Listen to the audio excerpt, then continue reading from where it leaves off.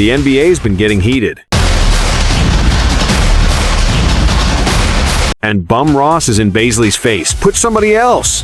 Trash. CP can't guard nobody. Man, everybody in the NBA knows that. I don't care who you are. King, queen, princess, but you know what? We're gonna fight. Well, I'm the king, my wife is a queen, and my daughter is a princess, so we got all three covered.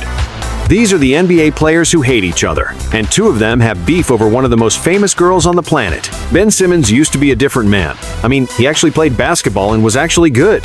So he wasn't only rewarded with millions of dollars and millions of followers, he attracted a baddie, Kendall Jenner.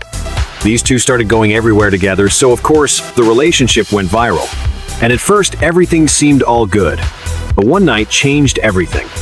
See, Ben hit up one of his NBA friends, Devin Booker, and they decided to go on a double date to one of the most popular restaurants in Hollywood. But this was the night Ben realized.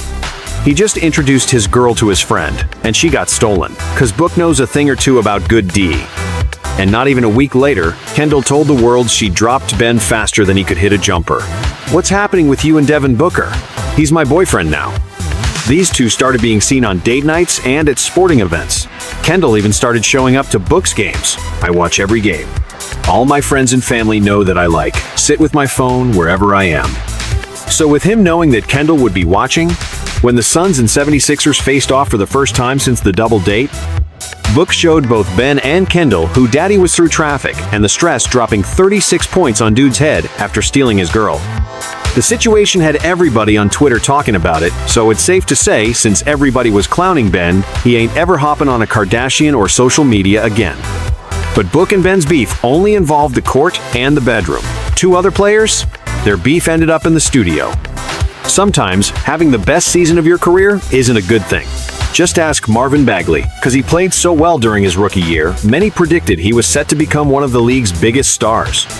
But even though he was getting hella attention, none of it got to his head until he landed an opportunity to have the interview of a lifetime in front of millions on ESPN's First Take. It was here Marvin ignited a beef with one of the NBA's best players. Because once he started being asked about his rap career, he took things to the extreme. But who is the best MC in the NBA? So if Damian Lillard would accept that battle, would you do it here on First Take? Man, whatever. I'm with whatever. Dude really said all of that. He had to be off the henny. How you gonna be on live television treating Damian Lillard? I mean, Dame Dollar like he's only worth a penny. Just take a look at Dame on YouTube. You can see he's literally got songs with millions of views. So ain't no way he was about to let a youngin' come for his neck with that type of disrespect. And right after Dame heard the news, he responded to Marvin saying, shoot, it only took Marvin a few hours. He dropped a song called No Debate with him and Dame on the cover art. But see, the lyrics of the song had nothing to do with the beef. So it seemed like Marvin already had the song done before the interview, and only claimed to be the NBA's best rapper, along with calling out Dame as a publicity stunt to promote his music. Now, at this point, I thought Marvin was done. Dame slash on both of his careers in one. I mean, even the album art was clowning Marvin. So not only did everybody on Twitter have something to say about this, Miles Bridges, an NBA rapper himself, was telling Dame to chill, and Joe Budden claimed that this beef was over. Marvin must have been starving for attention. I mean, dude does play for the Kings, so there ain't much excitement at basketball. It explains why he took this situation to the extreme, but see, it didn't matter what he did, because Dame's known to take shots and not pump fake. That's why he went back-to-back and turned himself into Drake. I hope the King learned his lesson. It's a bad investment. I never crack in a moment. You made a bad assessment. Little boys get excited and make a tragic expression. I had respect for the movement, but you were sadly desperate. In my lane, in both games, and you in no position. If I'm your coach, I won't depend on you for no decisions. Oh my God.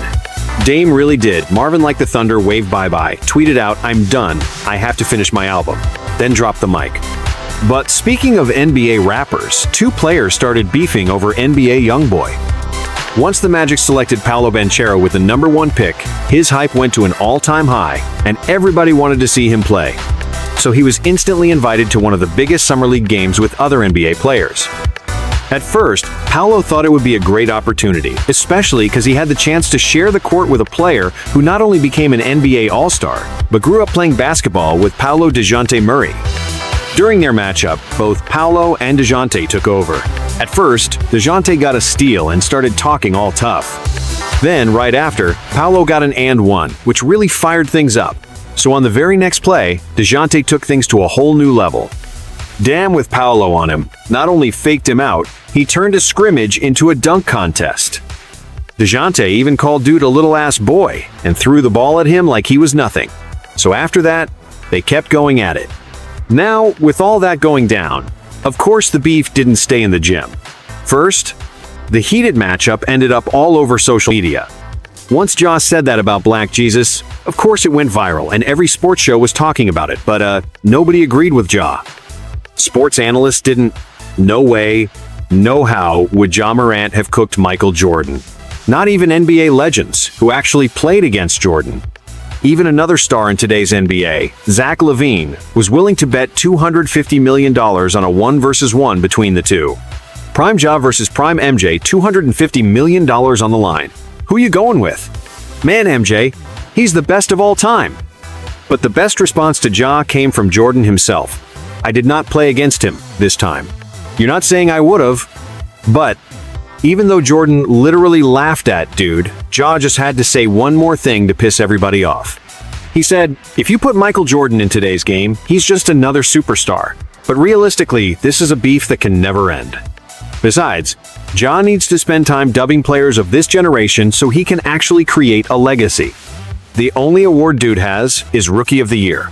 He needs some MVPs and championships before Grandpa Jordan even considers getting on a court and risking his legacy. Because there's a lot of players in today's NBA that risk their legacies on a nightly basis. And I'm not going to lie to you, I rank them. I got players airballing layups, forgetting how to dribble, ruining championships. Someone even made such a bad play, it put someone in the hospital. And I trust you won't wait to see that in the next content. So if you're loving this ride, hit that like button, comments, don't forget to subscribe and hit the bell so you don't miss the next chapter.